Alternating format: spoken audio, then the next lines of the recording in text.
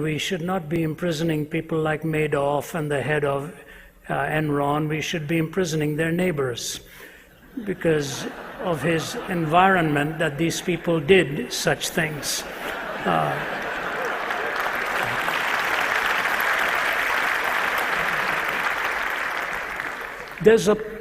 These things have partial truths in them, and I said it in a bit of a flip off the cuff manner, and what they're really trying to say is that we are oftentimes the product of our environment. And I won't name the countries, but my wife and I were visiting there where there's a constant war going on in the border there, and we were pointed to a man who took his 12-year-old son up to the hill every day. Every day.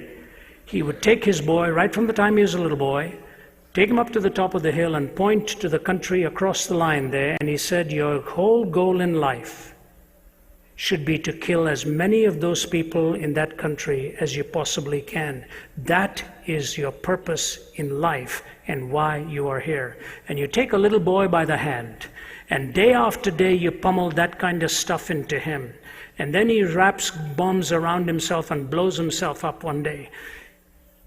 You can see what they did with a young mind like that they ultimately radicalized and influenced and controlled.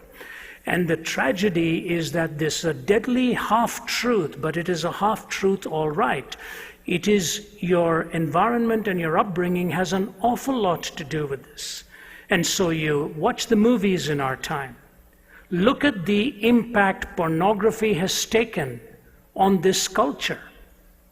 I'm dealing with it with young men all the time as I travel, and it is a horrific thing to be trapped by, because what it actually does is destroy personhood in the process and makes you pursue a feeling rather than even a person, because no one person can ultimately bring you the happiness. It's a feeling that you're in search of, and it'll never be parked in that feeling all the time. So the environment that is conditioning our minds is taking a heavy toll. But what is conditioning the environment? Are these minds also cumulatively just the product of all kinds of ideas? Does nobody ultimately have to take any responsibility?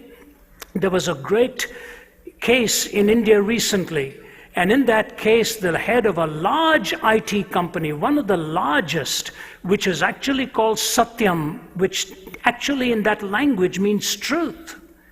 But they were fudging on their books, they were cheating in billions of dollars.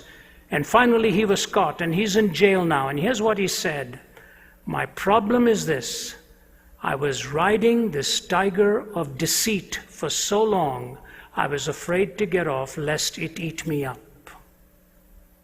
It was not his environment. It was what he had chosen to do. So ultimately we have to have responsibility individually, not just blame the society on it. Otherwise, next thing you do, you're pushing your neighbor off a cliff because your mother didn't let you push your oats off your tray when you were a little boy, or something like that. This kind of ad infinitum reasoning, if you take away responsibility, you actually take away the possibility of any court of law dealing with any act in any nature if it is always someone else's fault. You have to ultimately have evil explained, and it is on the outside because it is on the inside first. It did not come on the inside from the outside. All that is within you is evil, and all the list that God gives to us comes from the heart of man. That's what really defiles. Any thoughts on that, Oz?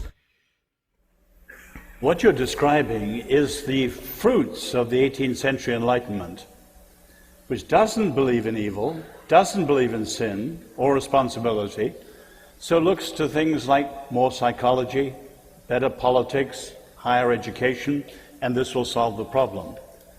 And clearly 20th century evil has blown a huge hole in that. Now when you meet people who still believe in it, I think this is the way to approach them.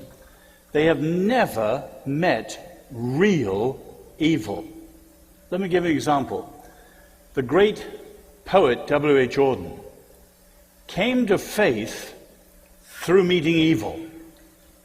He was a socialist, an atheist, and a left-wing radical who'd fought on the Republican side in Spain in the Civil War, came to America to escape Nazism.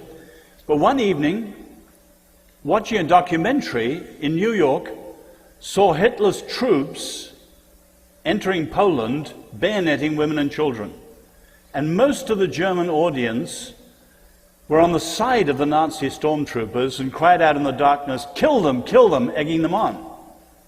And Auden said, in 2 minutes, my whole worldview was turned around. On the one hand, I knew we were evil. I was looking at something that no psychology, no education, and no politics could ever change. This is radical evil. But then he said, I realized as a European intellectual, I'd spent all my life removing the absolutes.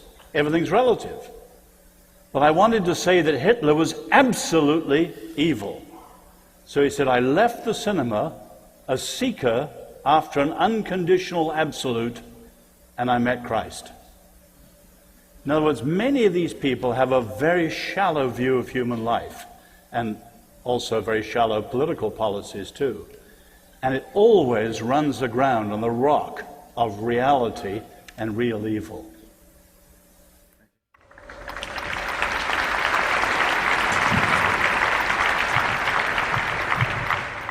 Yes, your man.